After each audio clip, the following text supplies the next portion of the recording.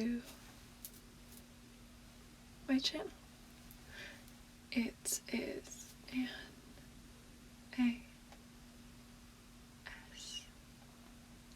ASMR channel, and it has been a minute since I've posted something, so I'm sorry for that. I'm sorry it's been a little bit. I have just been doing life stuff. But yes, I'm very excited to make a whole bunch more videos, but this one particularly tonight, we're gonna talk a little bit. We're gonna have a little chat about WandaVision. Two things. The first being that I have finished the series, so I will be talking about things that have happened throughout all of it. There's going to be a lot of spoilers if you have not finished it yet. So if that's the case, I highly recommend pausing this video, just pausing, going into Disney Plus, watching the show real quick, coming back, and then we can dive right into it. Yes. Okay, so there's that. But second thing is that I don't really consider myself to be a Marvel expert. I think I have seen every Marvel movie, but as far as like the comics and everything, there's plenty more that I'd like to know that I don't know just yet, but I'm learning, because I do really love Marvel. I've gotten really into it, like specifically within the past maybe 2 years? No, 3? I don't know. I don't know what difference it makes, but that is just a little disclaimer. That as far as like the lore of it all and fan theories, I'm a bit iffy, and I don't want to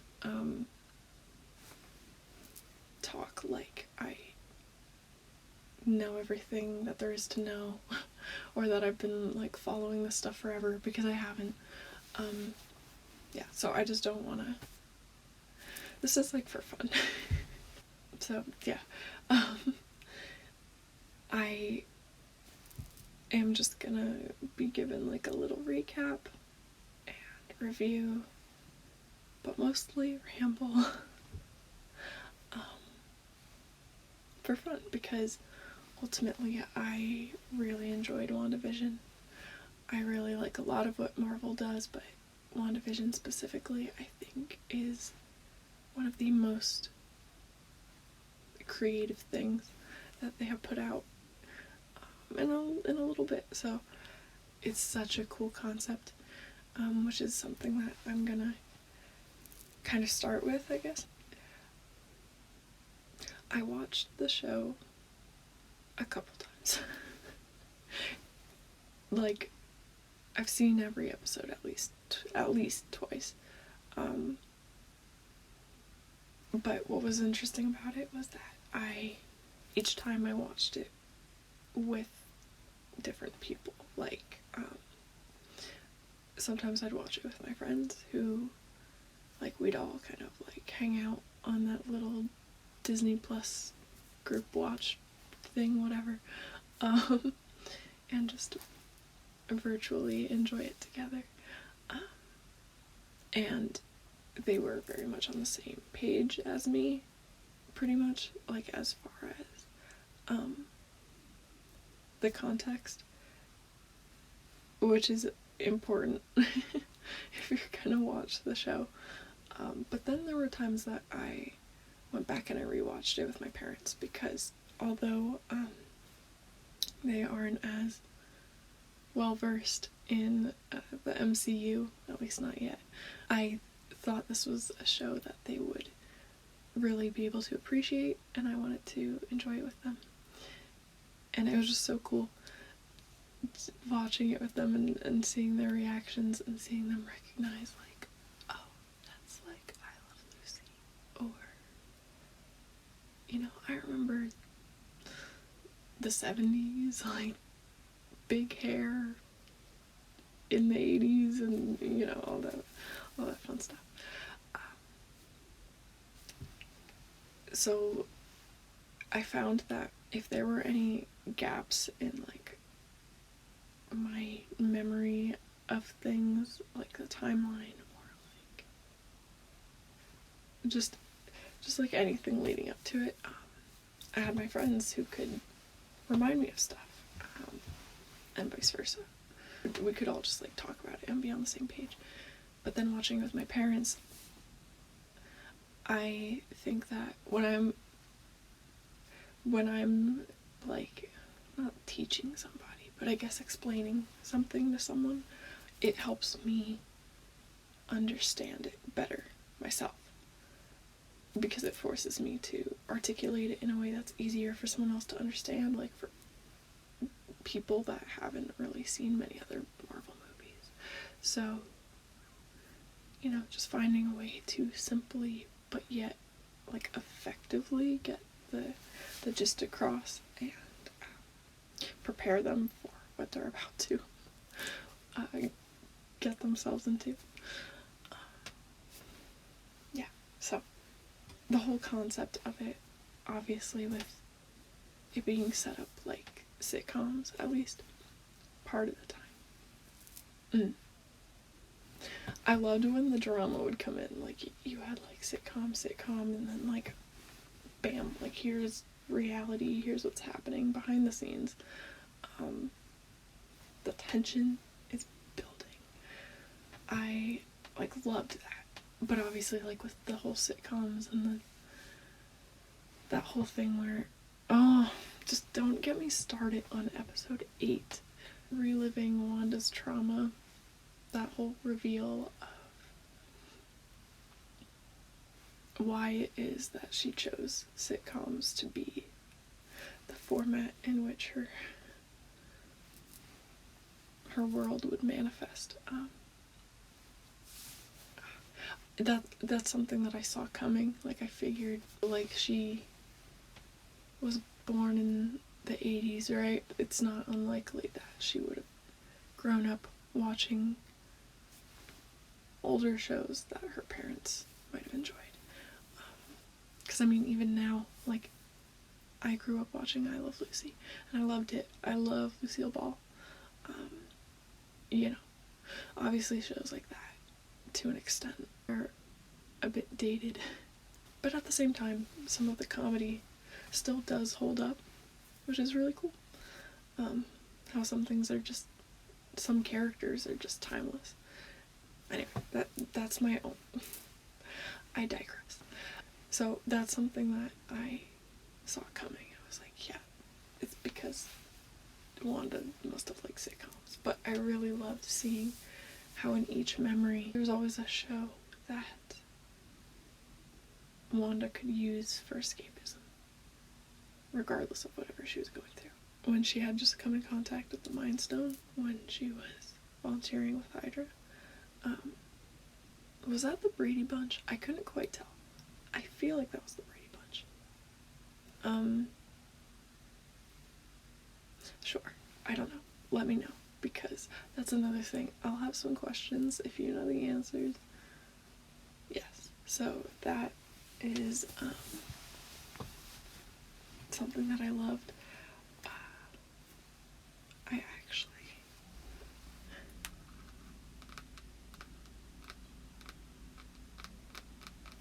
have a little notebook that I filled with notes. Big brain. Just little things that, different points that I want to remember to make about my general overall thoughts and feelings about the show.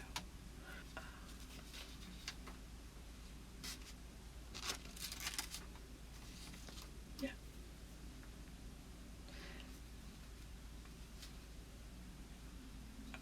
I'm just kind of using this to kind of stay on track. I know I'm not entirely gonna do that, but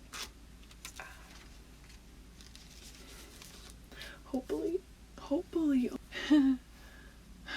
hopefully I will generally be able to stay on track, but if not, that's fine. That's the whole point of a ramble. And it's 1 in the morning. I'm not gonna make sense at 1 in the morning. It's just not how my brain works. Also, I thought this could make for a good trigger. Some tapping, some page turning, some paper sounds. Maybe even I will add some more notes as we go along. Maybe, we'll see, who knows.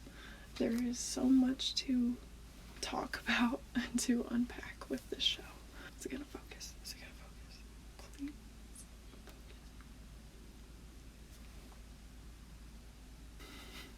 focus. Okay, cool. I also ran out and got a whiteboard because I realized I did not have one, and I thought that would also be good for writing and for writing, because as much as I want this to be intellectually stimulating, I also want it to be relaxing for you. So yeah, that's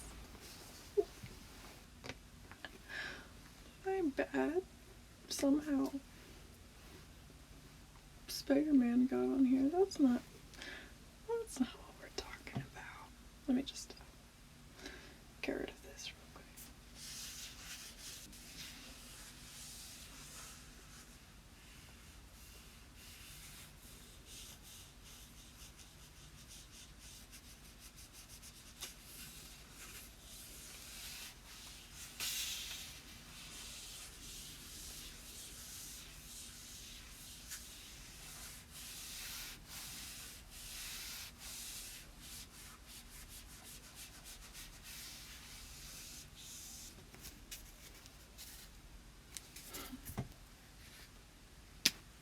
We are talking about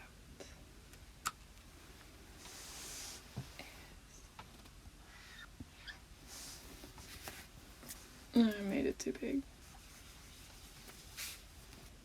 Oh. That was the whiteboard. I promise. We're talking about WandaVision.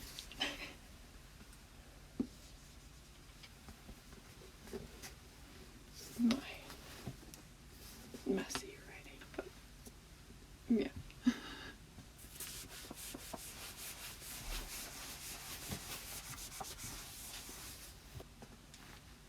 I'm just gonna be like not having cohesive thoughts. I'm just gonna talk about what pops into my head, and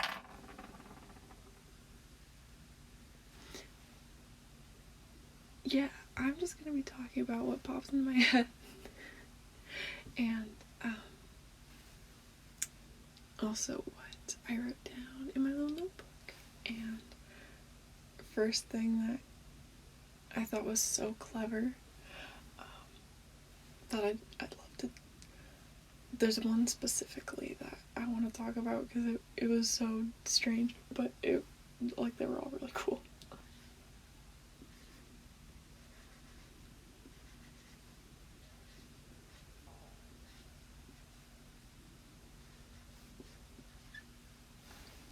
Commercials.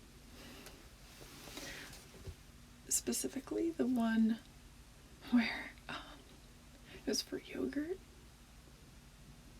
and the kid straight up died. Like, just like on the island, he couldn't open up the yogurt in time, and he died. That was super dark. That, you know, that's something that I thought about a lot when I was watching the show. Not yogurt. Well, I thought about its exploration of some pretty dark things, or some heavy things anyway, like trauma and how to cope with trauma, if there is any real one correct way to do that. Depression and loss and grief. I mean, like, that's not new to Marvel. I just think the way they went about it in this show was very well done. It was handled honestly. Like, I think Wanda's story was told very honestly, very earnestly, but it was done delicately. You know, there were other important things like family and the whole family's forever, but at the same time the impermanence of life, how fleeting it is. Episode 8, like, I'm skipping everything at the moment, and I'm just going straight to episode 8 because obviously that line is everywhere. It's a really good line. Like, it's so to the point. You know which line I'm talking about, obviously. What is drip if not sauce? Persevere. I mean, these are the questions. That whole moment between her and Vision was really emotional. Hearing Wanda explain what grief felt like to her, feeling like she was constantly being knocked down, and that was like a wave. Constantly knocking her down. Like, that's very real. That was just such a good episode. It made me cry. It did make me cry. Okay, but on the topic of other, like, emotional lines, just, like, in general, the finale.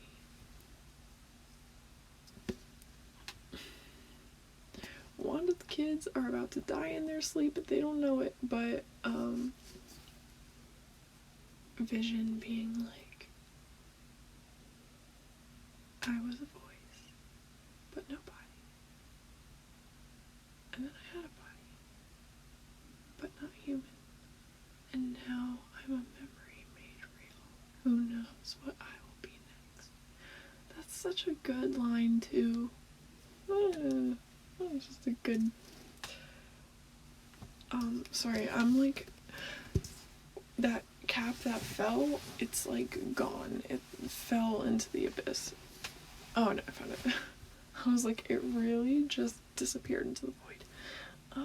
Yeah, so that is something that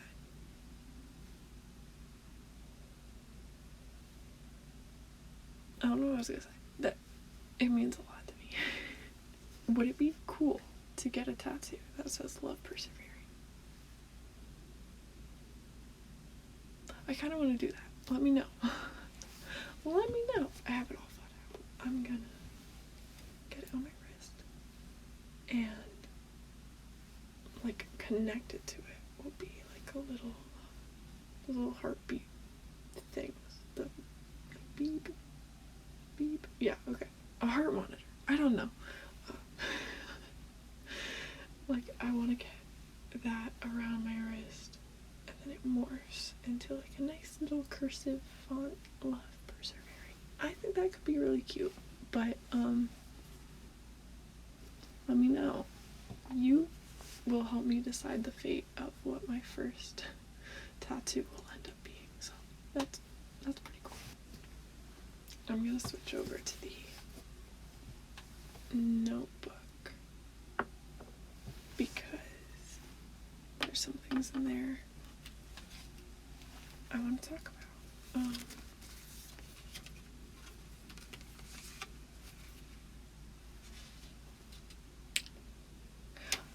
Oh, also, all of the actors have such great chemistry together. Like, of course, like Elizabeth Olsen and Paul Bettany, but the kids, like, just their dynamic as a family, I think is really, really, sweet. Everybody just seems to vibe really well. Darcy and Woo and Monica, I love them as a team. Oh my god, I love them. Hayward. Evan Peters as Pietro.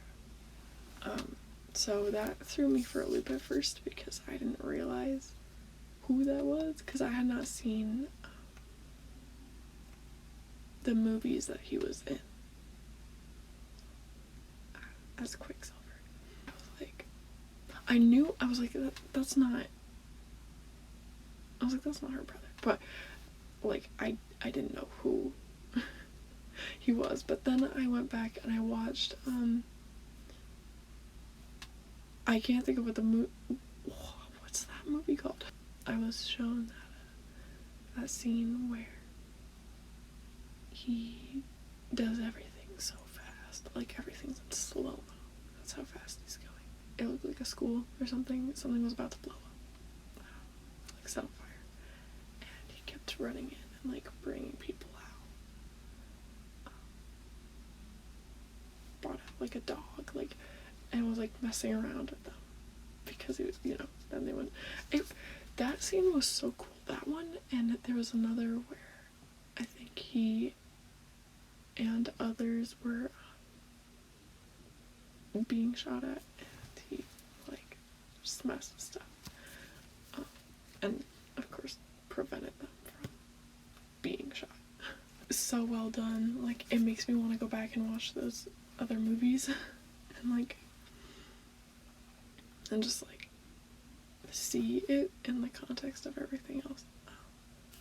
It just looks so cool. I was like, oh my. The Hex being called the Hex is she's a witch, and, like, a hex, like a curse or a spell of some sort. So Wanda's kids aging up, specifically wanting to do that when Sparky died. I loved the position that put Wanda in to explain death, and, like, her encouraging her kids not to run away from the feeling, even though it's difficult, but still choosing to feel it. I was like, don't be a hypocrite. You gotta face your feelings now too. And of course, Agatha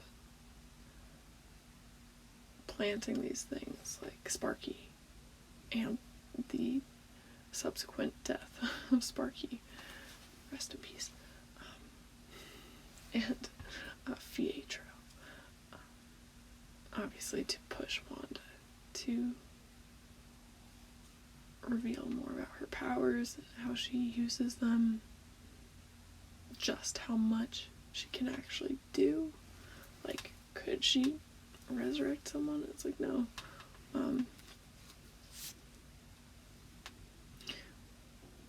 But because obviously she didn't with Vision. Hayward trying to frame her for that. Punchable man. Maybe that could be a good trigger word.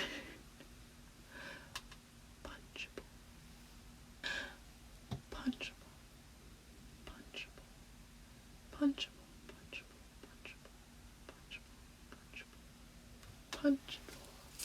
hehe word is punchable.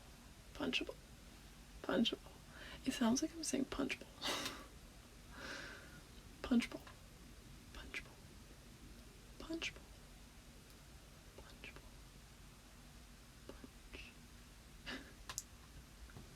Punch. Punch. Punch. Punchable. Punchable. Punchable. Punchable. Punchable. Punchable. Punchable. Punchable. Punchable. Punchable. Punchable. Punchable. Punchable. I gotta get that cap before the marker dries out. I'm sorry, that is distracting me. I'm getting it with my foot. I don't want this drying out. That would be a shame. Okay, so I think the whole Agatha storyline was interesting. It took me a sec to fully get, because at first I was like, wait, how did she just happen to be there when Wanda created this world? But she explained that. She talked about the whole, like, afterglow, and she was like, oh, so many spells, how did you do that?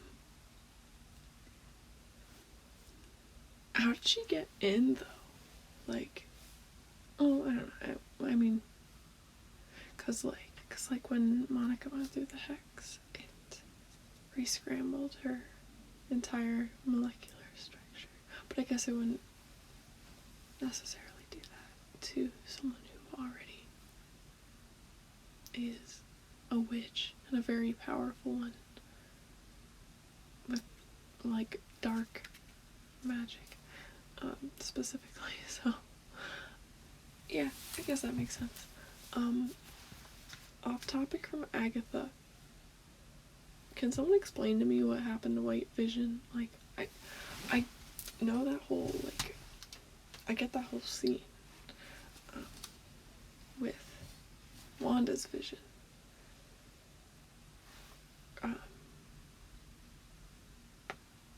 Unlocking memories stored in his data so that he would, so that white evil vision would know who he really was, and so that he could understand he was specifically withheld from those memories to be easier to control. So, like, I get that. I get everything flooded back to him. He realized who he was, who Wanda was to him. But then he straight up said, I'm Vision, and dipped. Like, he was out of there. Where did he go? I didn't quite follow that. He never showed up again, which is fine. But, like, where'd he go? Like, everything else, though, made sense to me and, like, added up. And I feel like they did an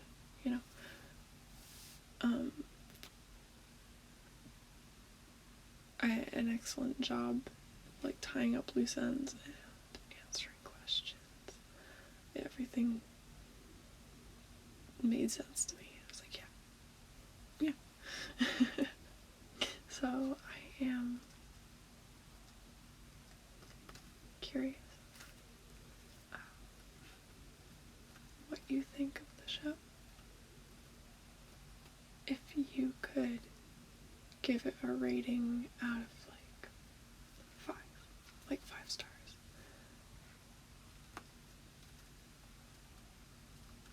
what would you give it?